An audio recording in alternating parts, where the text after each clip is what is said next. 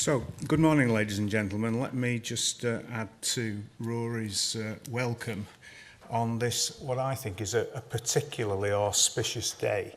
And I have to say, on a purely personal basis, that it gives me inordinate satisfaction to see UK Biobank coming to maturity in the way it now is, and clearly to see it set fair to be an enormous international success.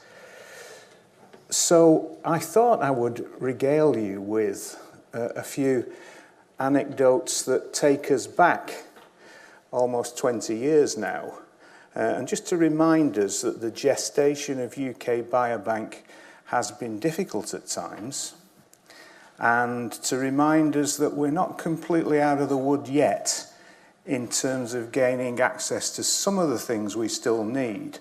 And I particularly focus that on the data sets that we need from routine National Health Service activity.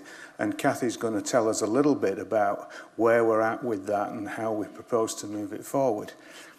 But Biobank first came across my radars back in the early years of this millennium.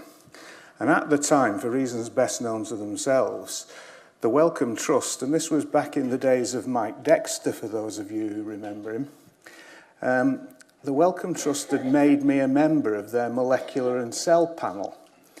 And to my surprise, I'd in fact become the chairman of molecular and cell at the Wellcome Trust, which actually was the most fun I think I've ever had in scientific life. But at that time, the way the Wellcome Trust did business was to ask the chairs of its funding committees to advise on big strategic initiatives. And remember, the Wellcome had just done the Human Genome Project. They'd actually just put a lot of money into the programme in Bristol, which we all know as ALSPAC.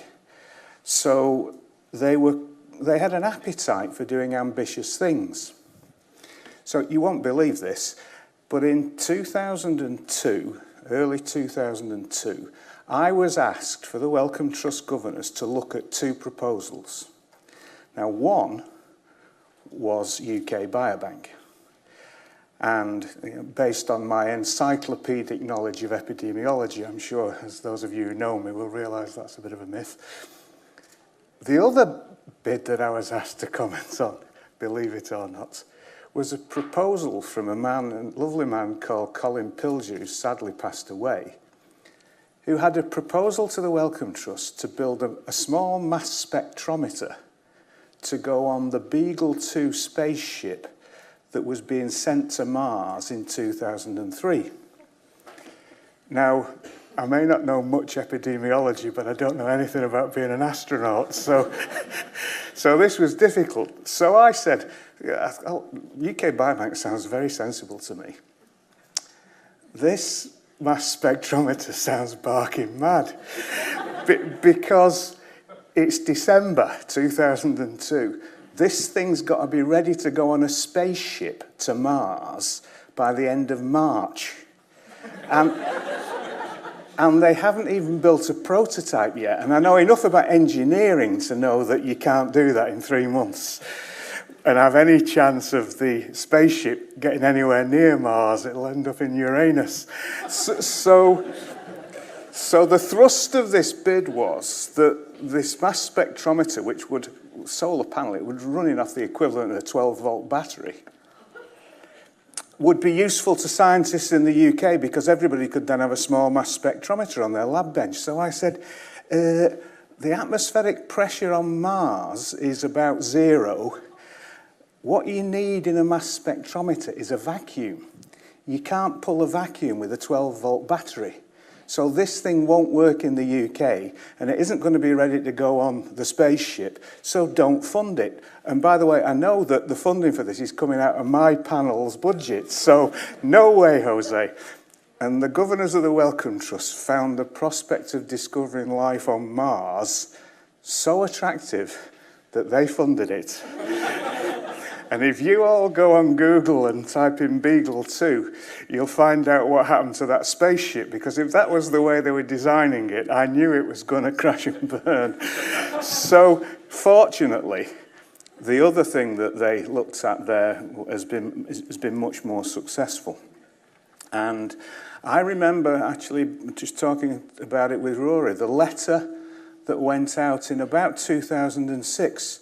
And you won't believe the national navel gazing that went into putting that together, from Dame Sally Davis, Chief Medical Officer now, which said, would you mind participating in UK Biobank? To 2 million people, I believe.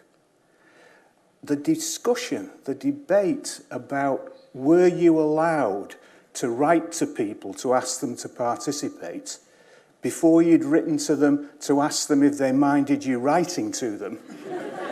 And you think I'm joking. This is gospel truth. And I think out of the first 2 million letters, there were about something like 700 people wrote back and said, how dare you write to me out of the blue like this? But 2 million people said, fine. And I think we're at that same point now in terms of the final piece of the jigsaw in UK Biobank, which is the data.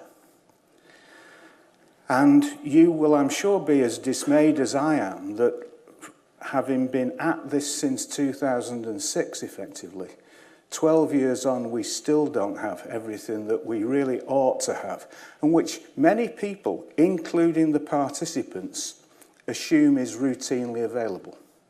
And that's primary care records and all the other NHS records that surround those 500,000 people, who are all, let's remember, consented participants. So these things take a long time to do. The British are very good at looking at any set of rules and interpreting them in a way that is ridiculous and stops us doing anything. Common sense goes out the window all too quickly. But I'm optimistic that because we've got a lot of things coming into alignment, we now have Health Data Research UK coming on stream.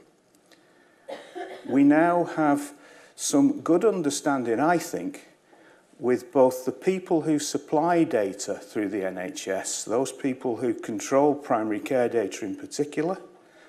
I think the research community is engaged with the process of re-procuring those facilities in 2018 and 19 so that we do get research data as we need it. And I think that all sorts of other people who've got a contribution to make into getting the sensible things to happen. And I'd particularly single out NHS Digital for having become part of the solution now and not being part of the problem. And so the community needs to recognise that in NHS Digital, UK PLC is starting to have an asset that really is going to stand us in good stead. So I'm optimistic that things will go well, and I'd like to finish before I hand over to Sally, who's leading on that work for UK Biobank, my own personal recognition of the massive contribution that the UK Biobank has made to moving the discussion about access to patient records for research forward. And I don't think there's any organisation in the UK that has approached these issues with such professionalism, such insight, and such maturity, actually, in understanding that the people on the other side of the discussion aren't necessarily just trying to be obstructive, but are working with their interpretations of the law as they see it. Our biggest achievement, I think, is that now UK Biobank has a productive relationship with the Information Commissioner's Office that I think will stand us in extremely good stead. So that was a quick canter through a little bit of history for you, and I'll stop now and hand over because we're going to hear from the real expert of this, and I think Cathy has made such an enormous contribution that we all owe her a big debt of gratitude. So Cathy, the floor is yours.